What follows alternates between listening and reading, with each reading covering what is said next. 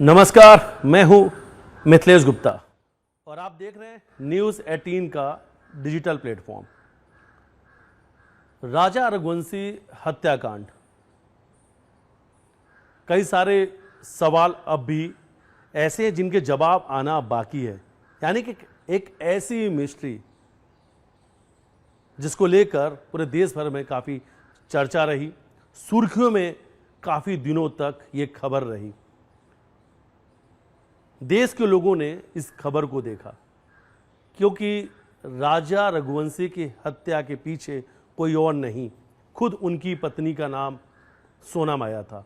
यानी राजा की हत्या सोनम ने करवाई थी और महज शादी के 20 दिन बाद शादी की एक एक तस्वीर, एक एक वीडियो भी सामने आए थे। हल्दी, संगीत, फेरे, मंगलसूत्र, सिंदूर, सब कुछ एक एक तस्वीर लोगों ने देखा। राजा रघुवंशी का परिवार इस वक्त इंसाफ की लड़ाई लड़ रहा है। न्याय के लिए कानूनी लड़ाई शिलांग में लड़ी जा रही है क्योंकि हत्या शिलांग में हुई थी। हनीमून के बहाने सोनम अपने पति राजा को लेकर जाती है और अपने प्रेमी राज और उसके 3 दोस्तों के साथ मिलकर राजा की हत्या कर देते हैं। परिवार राजा के इंसाफ की लड़ाई लड़ रहा है। राजा की माँ, पिता, भाई, भाभी ये चाहते हैं सभी आरोपियों को सख्त से सख्त सजा मिले, फांसी तक की सजा दे दी जाए। तालिबानी सजा की मांग भी की गई। हालांकि अब राजा के परिवार इंसाफ की लड़ाई तो लड़ रहा है, लेकिन इस बीच में अब एक नई एंट्री भी हो चुकी है।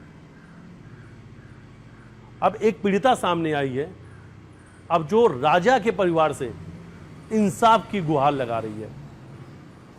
यानी इंसाफ वर्सेस इंसाफ। एक तरफ राजा रघुवंशी जो उस परिवार के बेटे हैं, तो दूसरी तरफ उनके ही बड़े भाई हैं सचिन रघुवंशी।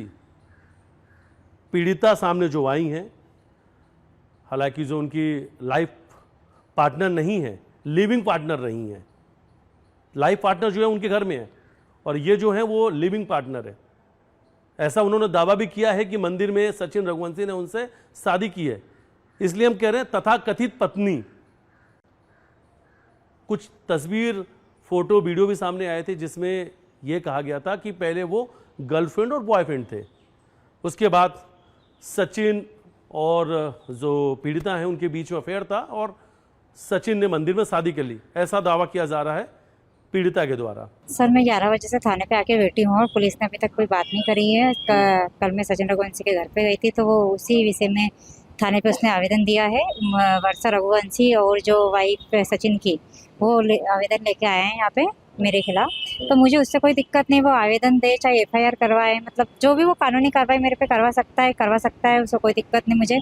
पर मैं तो न्याय के लिए मतलब न्याय तो मांगूंगी। मैंने कदम उठा लिया है, मुझे न्याय चाहिए तो चाहिए। कितने घंटे से आप थाने पे परेशान हो? मैं 11 बजे से बैठी हूँ। वो मुझे पहले ही परेशान, लाइफ में तो पहले ही उसने मुझे परेशान तो कर ही रखा है और अभी तक। कितने बज गए? अभी ना 2:30 के लसम। हाँ, 2:30 बजने वाली है, कितने 3 घंटे बज हो रही है। गए? मतलब 11 बजे से बैठी हूँ मैं। 4.5 घंटे हो गए आपको? जी। कोई अधिकारी नहीं। आपसे बात करने आए? नहीं, कोई अधिकारी कोई बात करने को नहीं आया है। और मैडम रात को मुझे धमका रही थी, बोले तो सीधे से थाने पे आती है या फिर तेरे खिलाफ मैं एफआईआर करूँ। मतलब थाने से इस तरीके से मेरे पास में फोन गया था। अच्छा, कौन महिला अधिकारी का फोन आया था? हाँ जी। अच्छा, अभी कोई टीआई या कोई अधिकारी नहीं, आपसे कोई बात करने टीआई भी नहीं है यहाँ पे। टीआई साहब को मैंने मिलने की कोशिश करी कि एक बार बाहर बोला है मैंने कि मुझे मिलवा दो, मेरा बच्चा मुझे परेशान कर रहा है और काफ़ी टाइम से मैं यहाँ पे मतलब परेशान हो रही हूँ। तो बोले कि अभी टीआई साहब भी यहाँ पे नहीं है और जिनने मुझे रात को फ़ोन लगाया था मैडम ने, वो भी अभी तक यहाँ पे नहीं आई है। अच्छा, और ये दोनों महिला कब से बैठी हुई है यहाँ पे? ये दोनों महिला तो अभी आई है। दोनों अभी मेरे मतलब मैं तो आ गई थी 1-1.5 घंटे पहले, जिसके बाद में उसके परिवार को स्पेशल ट्रीटमेंट दे रहे? हाँ, वो तो सीधी सी बात है। आजकल तो जो वो क्या बोलते हैं आपके, जो मतलब जो जिसके पास पावर रहती है वही आगे रहता है। अब मेरे पास तो कोई भी नहीं है ना। मैं तो जरा से बच्चे को लेकर कितनी परेशान हो रही हूँ। मैं दूसरे से मतलब सपोर्ट मांगती हूँ कि भैया मुझे यहाँ जाना है तो आप मेरे साथ चलिए। अकेली महिला हूँ, कल से सचिन रघुवंशी मेरे साथ कुछ करवा सकता है। अकेली घर से निकलती हूँ, डर डर के निकलती हूँ बच्चे को लेके। तो मेरे साथ तो मतलब गलत तो ये कर ही रहा है। और अभी तक मतलब देखो ना, थाने पे लाके इसने मेरे साथ में मतलब ऐसा किया है, थाने पे लाके खड़ा कर दिया इसने। 4.5 घंटे से आप अभी परेशान जी, बहुत ज़्यादा परेशान हो रही हूँ मैं। इसकी माँ ने क्या बोल रहे हैं, इसकी माँ को तो मतलब समझना चाहिए इस चीज़ को। कल भी मैं घर पे गई, उनकी माँ मतलब जो रो रो के अपने राजा के लिए न्याय मांग रही थी, वो माँ ने अपने मतलब पोते को देख के और दरवाजे पे ताला लगा दिया। मैंने कहा क्या माँ है, क्या इंसाफ करेंगे ये लोग, बताओ। हाँ, ठीक ठीक कितनी परेशान हो रही हूँ मैं। ओके।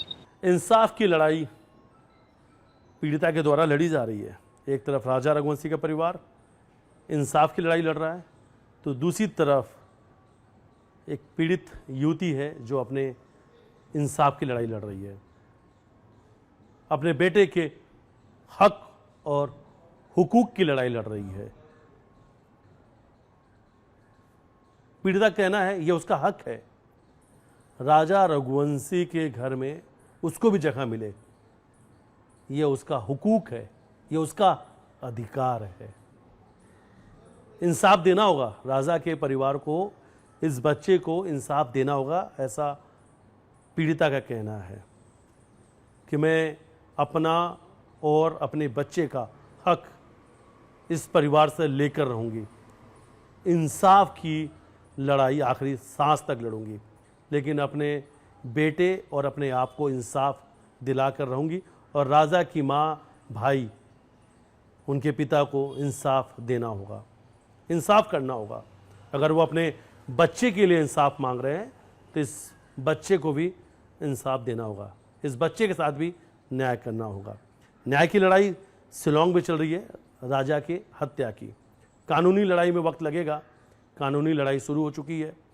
और दूसरी तरफ सचिन पर जो आरोप लगाने वाली पीड़िता है वो भी न्यायालय में जा चुकी हैं, कोर्ट में लड़ाई लड़ रही है, चल रही है, कोर्ट में लड़ाई लड़ रही हैं। तो न्याय की दो लड़ाई है, एक तरफ राजा रघुवंशी के हत्यारों को सज़ा मिले, फांसी की सज़ा तक उन्हें मिले, तो दूसरी तरफ पीड़िता और उसके बेटे को भी इंसाफ मिल सके। कौन सच कौन झूठ, क्या सच्चा क्या झूठा, आने वाले वक्त में ये पता चलेगा। क्या सचिन झूठ है या वो पीड़िता, दोनों में झूठ कौन कह रहा है, सच कौन कह रहा है। और ये जो डीएनए रिपोर्ट है इसकी हकीकत क्या है, क्या वाकई में जो उस पीड़िता के हाथ में मासूम बच्चा है वो सचिन रघुवंशी का ही है। ये तो आने वाले समय ही पता चलेगा, अदालत को तय करना है, अदालत से चीज़ें तय होंगी। फिलहाल लेकिन घर के बाहर हंगामा हुआ, हंगामा पीड़िता ने किया, जिससे नाराज़ होकर, जिससे परेशान होकर राजा के परिवार के लोगों ने थाने में शिकायत दर्ज करा दी है।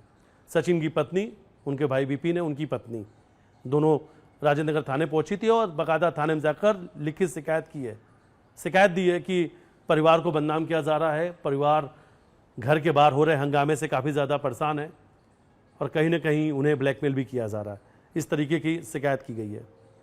सचिन का कहना है वो इस पूरे मामले में कुछ नहीं करना चाहते हैं क्योंकि पूरा मामला कोर्ट में है, तो जो चीज़ कोर्ट में उस पर वो कुछ टिप्पणी नहीं करना चाहते हैं। कोर्ट से ही तय होगा, अदालत से ही तय होगा, कोर्ट क्या कुछ फैसला सुनाता है उसका इंतज़ार करना होगा। लेकिन इंतज़ार के पहले जिस तरीके से मुझ पर आरोप लगाए जा रहे हैं, मेरे घर के बाहर हंगामा किया जा रहा है, वो गलत है। और वहीं दूसरी तरफ पीड़िता का कहना है कि मजबूरी है, मैं जानबूझ के ऐसा नहीं कर रही हूँ, मेरी भी मजबूरी है, क्योंकि बच्चे के लिए जो दूध लाना उसके लिए पैसे नहीं है, बच्चे को कुछ खिलाना उसके लिए पैसे नहीं है, जिस मकान में रह रही हूँ उसके पैसे देने के, उस मकान का पैसा नहीं दे पा रही हूँ, किराया देने के लिए पैसे नहीं है, इसलिए मैं उस घर पे जा रही हूँ, कह रही हूँ कि मुझे भी जगह दो इस घर में। आलिशान जो मकान बना रखा है उसमें मुझे भी एक कमरा दिया जाए रहने के लिए, क्योंकि मैं भी सचिन रघुवंशी की पत्नी हूँ, ऐसा उनका कहना है। हालांकि जो उनकी लाइफ पार्टनर वो घर में है, लिविंग पार्टनर का ये दावा है, तथा कथित पत्नी या तथा कथित गर्लफ्रेंड, क्योंकि अभी मामला कोर्ट में है, अदालत तय करेगा कि ये उनकी पत्नी है या नहीं है, या ये बेटा किसका है, बेटा सचिन का है, डीएनए रिपोर्ट है सामने, ये सब चीज़ें अदालत को तय करनी है। लेकिन सचिन पर आरोप गंभीर लगे हैं, इंसाफ की गुहार लेकर एक पीड़िता लगातार उनके घर के बाहर पहुंच रही है, इंसाफ मांग रही है राजा के परिवार से। अभी तक तो आपने वो तस्वीर देखी कि राजा का परिवार इंसाफ मांग रहा है, इंसाफ की लड़ाई लड़ रहा है, तो दूसरी तरफ एक और पीड़िता सामने आ चुकी है जो अब वो भी इंसाफ मांग रही है। राजा के केस में भी न्याय मिलना है एक महिला से, क्योंकि जो सोनम है, सोनम ने हत्या करवाई थी, वही राजा की पत्नी थी, और दूसरी तरफ एक और पीड़िता है।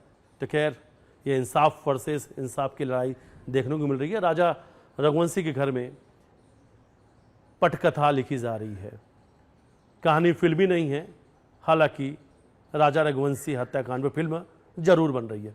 कुछ नए अपडेट के साथ फिर मैं आपके सामने आऊँगा।